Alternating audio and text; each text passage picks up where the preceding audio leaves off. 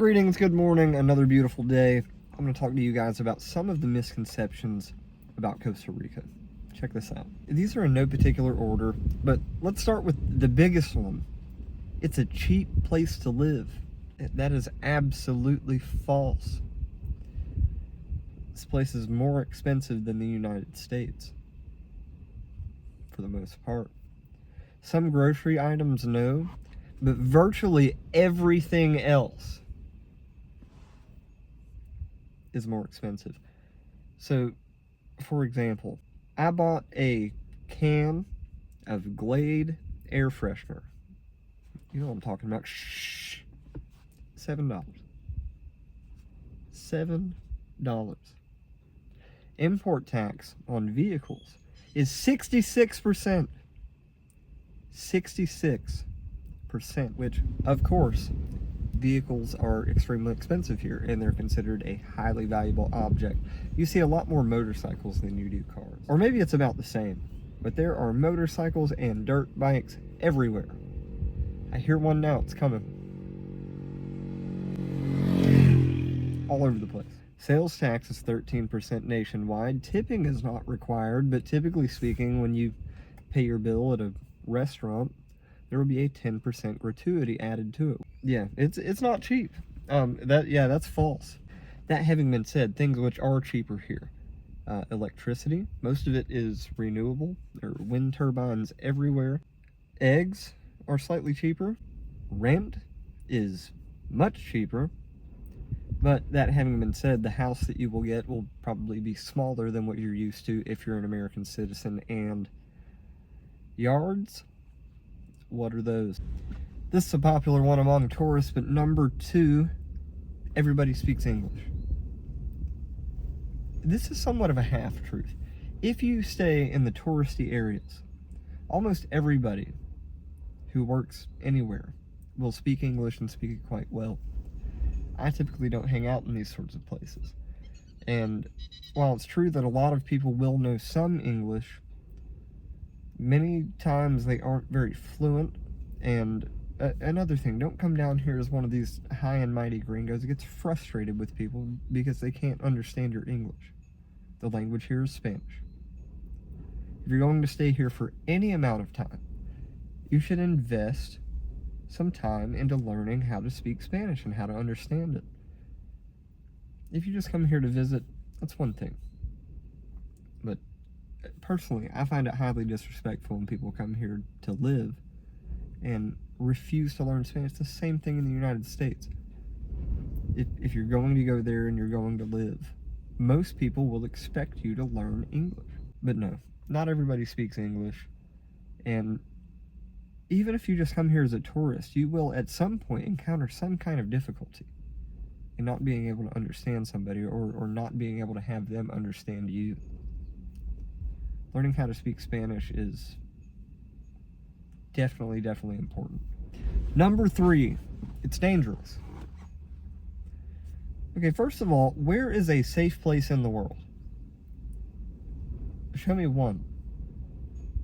I can think of many places in the United States which are incredibly much more dangerous than this place is on the whole. If we're just looking at sheer numbers, then the city that I grew up in is 5-fold more dangerous than this one. Now, homicides do occur, petty crime does occur, theft does occur, just like it does anywhere else. But if you're smart about things and you don't put yourself in bad situations with the wrong people at the wrong times, you lock up after yourself and don't look like you have a bunch of things worth taking, probably nobody's going to bother you. One thing that I've learned as I've traveled through all of these different countries is that people are simply people. And I think that you will find most of the time that they're quite nice. And people want the same things that you do. They want and need the same things. Peace, a little bit of love, friendship, happiness, good food to eat, clean water. I mean, we're not so different after all. And most people are just ordinary people. No, but I've been here for over 3 months. And honestly, this is the nicest place I've ever lived. Everybody is extremely friendly. And I've had no issues whatsoever. Another popular misconception, number 4, among tourists is that marijuana is legal here. Hell no, it is not. It is absolutely not legal here. There was a law passed not too many years ago that allows for doctors to prescribe it for medical purposes. But as far as recreational use, absolutely not. It remains absolutely illegal. Now, the law grants the police a significant amount of leeway as to what they're going to do with you if they find you with something. So, absolutely illegal. Don't use, buy, or sell here ever, but if you're going to anyway, if you're going to have them, never carry more than 3 grams of any one particular substance with you. Because anything more than that could be construed as a amount with intent to distribute. Generally speaking, if you're caught with something small... Now, okay, let me preface this also with saying that the law allows for very stiff punishments for even the smallest amount. And if you're a jerk and you make them nervous, or you make the job harder for the police who are investigating you for this, then there is a high probability that you will go to jail, that you will face charges, that you will be fined, among other things. But generally speaking, in actual practice, they simply take it. There's not really... I mean, I've never heard of anybody getting a ticket for getting caught with a joint or something. They just take it. They, according to what I've heard, I have no first-hand experience with this, but they'll lecture you a bit, take it, and then that's pretty much that. Even if it's something other. There are 2 things which are really common here. One is white and resembles powdered sugar, and the other is a plant, green plant, which is very familiar to a lot of people. But I will say that things like this simply are not here. You don't see people doing that at all. It's not something that comes here. So anyway, in general, are absolutely not legal in Costa Rica. Don't bring them, don't buy them, don't sell them, don't have them. But generally speaking, unless you are a dealer, you're probably not going to face legal repercussions unless you have a very significant amount or something. But no, it is not legal at all. And public consumption of anything other than beer or liquor is certainly frowned upon.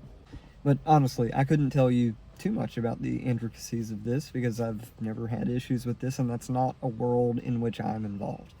So, but do be careful. And last but not least, number 5, it is easy to move here and live here and work here as a foreigner. No. There are several ways that you can do this.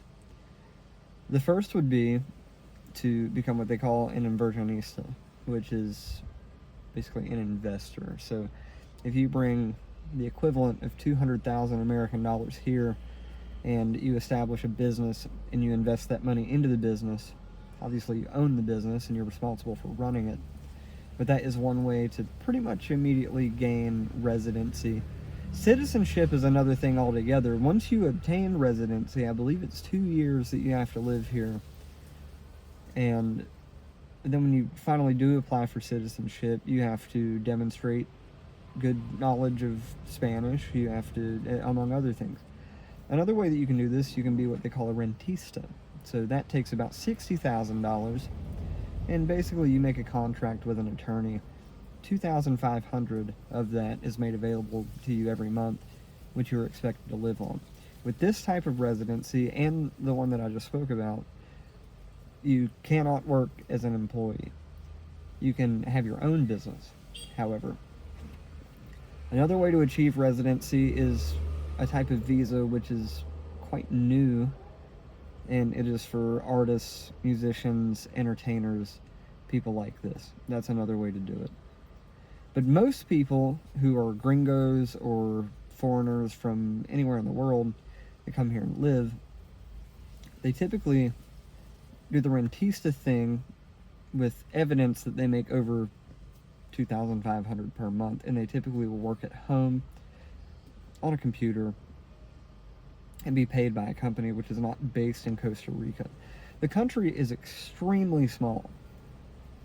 And just because it's small doesn't mean it's easy to traverse. The terrain is very mountainous and very rugged. And somebody might be 10 miles away from you and it takes an hour, hour and a half to get there. I mean, you just never know based on traffic and, just speaking honestly, the roads here are rarely in tip-top condition. So anyway, yeah, fun fact, roughly 192 Costa Ricas can fit inside of the United States. It's very small. It's roughly 1/3 the size of the state of North Carolina. Very small place. And as such, and as is the case in so many other parts of the world, the government, and indeed the people themselves, do not want a bunch of foreigners coming here and taking all of the jobs away from the citizens of this country. So, no, it is not easy, and it is a process, and it can sometimes take a very long time. And in this day and age, the system is so backed up, so backlogged for these types of applications. So, I mean, the process could take a year or more. So these are just a few common misconceptions. These are the top 5, my top 5. If you have anything else that you would like to add, please let me know in the comments. Hope everybody has a great day. Thanks for watching. Subscribe to the channel. Or don't. It's up to you.